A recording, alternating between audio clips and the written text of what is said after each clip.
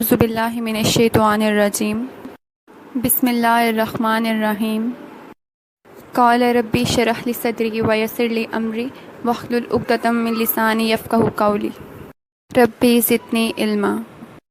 अस्सलामु अलैकुम व रहमतुल्लाहि व बरकातुहू। Sitting School System Class 7 Mathematics. Day is Wednesday and date is 17 March 2021. Students, today we are going to start our new chapter, chapter number 5, square root of positive numbers. As follows, after studying this chapter, student will be able to define a perfect square, find square root by division method and factorization method. Students, before starting our new chapter, just give me a quick answer of these questions. Do you know what are natural numbers? And do you know about the odd and even numbers? Yes, natural numbers are the numbers that are started with 1 and they remain continue, and they are also called counting numbers. And odd number are the numbers which cannot be divided by 2, जिनको हम 2 से divide नहीं कर सकते हैं. Even numbers are the number which can be divided by 2, जिनको हम 2 से डिवाइड कर सकते हैं. जी स्टूडेंट्स, न्यू चैप्टर स्टार्ट करने से पहले कुछ पॉइंट्स हैं जो कि आपको याद करने हैं, अपने दिमाग में रखने हैं. सबसे पहले तो है स्क्वायर क्या होता है. The product of a number with itself is called its square. Square क्या होता है, जब आपके पास कोई भी नंबर है, ठीक है, आप उसको उसी नंबर से अगेन मल्टीप्लाई करेंगे तो आपके पास उस नंबर का स्क्वायर आ जाएगा. ठीक है, like here 9 is the square of 3. 9 आपके पास 3 का स्क्वायर है. ठीक है, उसके बाद सेकंड आपको जो माइंड में रखना है, परफेक्ट स्क्वायर क्या होता है. परफेक्ट स्क्वायर हमारे पास वो होता है जिसमें आपके पास आप कोई भी नंबर आप जब उस नंबर को उसी नंबर के साथ अगेन मल्टीप्लाई करेंगे. ठीक है, लाइक हेयर 5 है. ठीक है, यहाँ पे जब आप 5 को 5 से मल्टीप्लाई करेंगे तो आपके पास उसका आंसर आ जाएगा 25. तो आप कह सकते हैं कि 25 is the perfect square of 5. ठीक है, परफेक्ट स्क्वायर हमेशा तब बनता है जब दो सेम नंबर मल्टीप्लाई होते हैं और उनका आंसर जो हमारे पास आता है वो हमारे पास परफेक्ट स्क्वायर कहलाता है. अगर आप 5 को 4 से मल्टीप्लाई करेंगे तो उसका आंसर 20 आएगा और 20 को हम परफेक्ट स्क्वायर नहीं कह सकते. ठीक है, क्योंकि 5 और 4 दो डिफरेंट नंबर हैं, बट सेम दो नंबर अगर मल्टीप्लाई होंगे तो उनका आंसर आपके पास परफेक्ट स्क्वायर कहलाता है. थर्ड जो आपको माइंड में रखना है, the square of odd number is always odd number. जब आप किसी और नंबर का स्क्वायर लेंगे तो आपके पास हमेशा ऑड नंबर में ही आंसर आएगा. ठीक है, जैसे आप 3 का स्क्वायर लेते हैं तो आपके पास आंसर आता है 9. तो 3 क्या है, ऑड नंबर है, और 9 भी ऑड नंबर ही है. इसी तरह जब आप इवन नंबर का स्क्वायर लेते हैं तो आपके पास आंसर भी इवन नंबर ही आएगा. जैसे यहाँ पे आप 4 का स्क्वायर लेंगे तो इसका आंसर क्या आ रहा है 16, और 16 भी क्या है, इवन नंबर है, और 4 भी इवन नंबर है. स्टूडेंट्स, अब हम 5.1 स्टार्ट करते हैं, लेकिन आपको जिस तरह से मैंने अभी लेक्चर में समझाऊंगी और जिस तरह से आपको यहाँ पे काम हुआ नज़र आ रहा है, आपने सेम टू सेम ऐसे ही काम अपनी नीट कॉपीज़ पे करना है. ठीक है, जिस तरह से आपको स्कूल में करवाया जाता था गाइडेड प्रैक्टिस की हेडिंग लेके, जहाँ पे जो काम आपको टीचर करवाती थी वो गाइडेड प्रैक्टिस की हेडिंग के नीचे आता था, और जो काम आप लोग खुद करते थे वो इंडिपेंडेंट प्रैक्टिस की हेडिंग लेके आपने करना था. ठीक है, तो अब आपने जो जो काम लेक्चर में समझाया जा रहा है, जो जितना मैं बताऊँगी आपको, वो सारा आप नीट कॉपी पर उतारना है, और जो इंडिपेंडेंट प्रैक्टिस मैं आपको दूंगी वो भी सारी आपने साथ साथ अपने नीट कॉपीज़ पे करनी है, और आपकी कॉपी स्कूल में कलेक्ट होंगी और काम चेक होगा, क्योंकि आपकी प्रेजेंट उसी बेस पे मार्क होगी. तो अब हम स्टार्ट करते हैं एक्सरसाइज 5.1.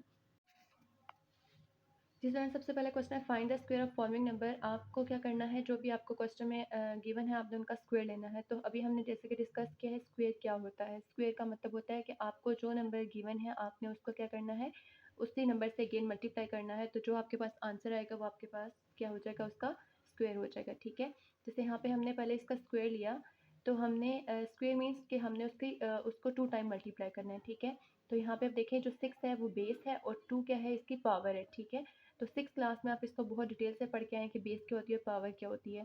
अब इसकी पावर है 2, दैट्स मीन कि हमारी जो बेस है यानी 6, उसको हमने कितने टाइम मल्टीप्लाई करना है, 2 टाइम मल्टीप्लाई करना है. जब हम 2 टाइम मल्टीप्लाई करेंगे तो हमारा आंसर क्या आ जाएगा, 36 आ जाएगा. ठीक है, 6 6 36.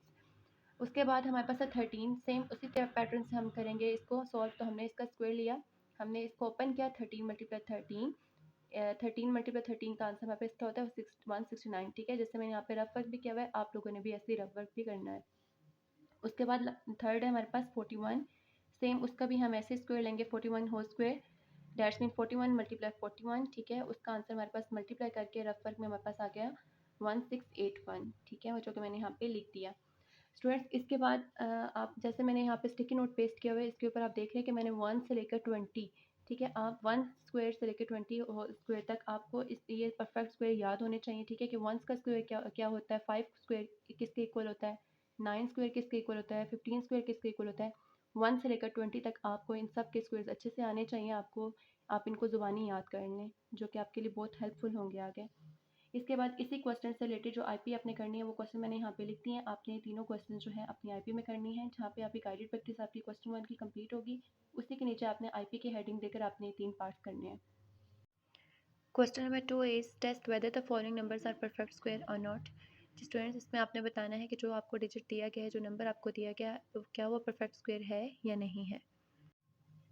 परफेक्ट स्क्वायर मीन्स कि आपने दो सेम नंबर को मल्टीप्लाई करना है। जब दो सेम नंबर मल्टीप्लाई होते हैं, उनका जो आंसर आता है वो हमारे पास परफेक्ट स्क्वायर कहलाता है। ठीक है, जैसे 5 को 5 से मल्टीप्लाई किया था तो हमारे पास आंसर आया था 25, तो हम कह सकते थे 25 is the perfect square of 5।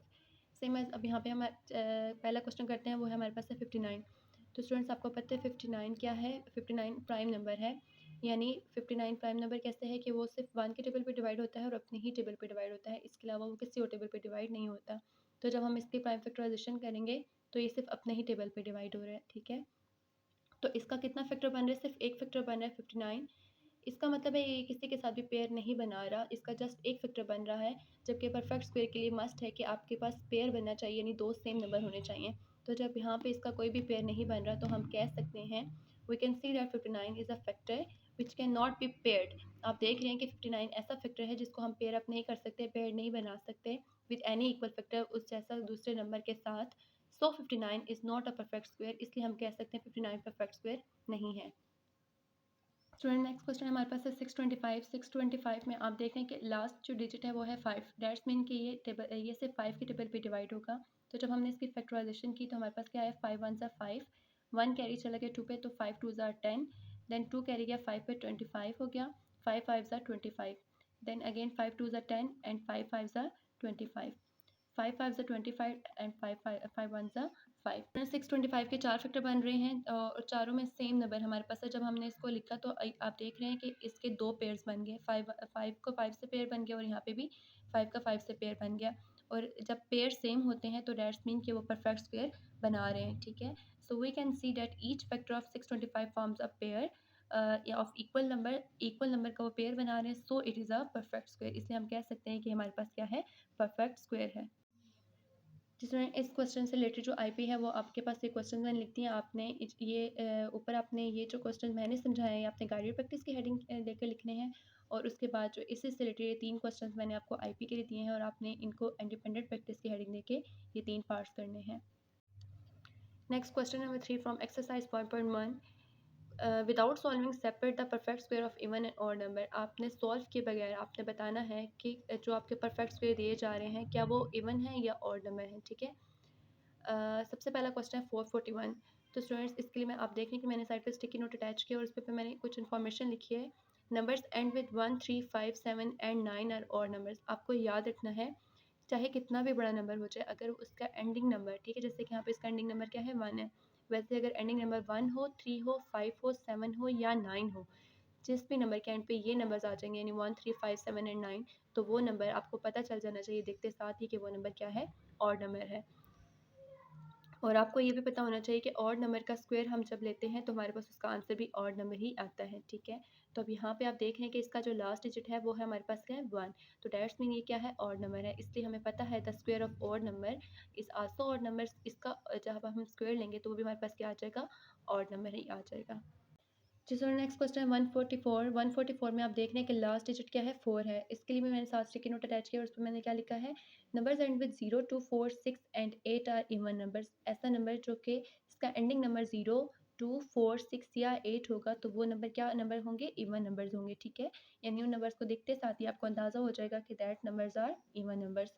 और आपको पता होना चाहिए कि इवन नंबर का स्क्वायर भी हमेशा इवन नंबर ही होता है। The square of even number is even, क्योंकि इसका लास्ट में क्या है, डिजिट 4 है, that's mean this is a even number. So the square of even number is also even number. इसका स्क्वायर भी क्या हो जाएगा, even number. That's why 144 is the square of even number. तो हम कह सकते हैं कि 144 हमारे पास किसी इवन नंबर का ही स्क्वायर है। ठीक है, और 144 किसका स्क्वायर बनता है, 12 का। तो 12 का स्क्वायर जब हम लेते हैं तो 144 आएगा और 12 is also a even number. कल नेक्स्ट पार्ट हमारे पास है 11236। ठीक, इसके एंड पे भी हमारे पास क्या आ रहा है, 6 आ रहा है which is also an even number, so we can say that it is a square of a even number. ठीक है, आपने सब कुछ ऐसे ही नोट डाउन करना है अपनी गाइडेड प्रैक्टिस में। और स्टूडेंट्स, इसके अलावा जो मैंने जैसे यहाँ पे स्टिकी नोट अटैच करके मैंने इसके ऊपर इन्फॉर्मेशन लिख दी है, इसी तरीके से आप भी स्टिकी नोट अटैच करके इन्फॉर्मेशन लिख सकते हैं। और अगर स्टिकी नोट आप अटैच नहीं कर रहे, तो आप यहाँ पे छोटा सा ब्लॉक बना के उसमें इन्फॉर्मेशन लिख सकते हैं। ठीक है।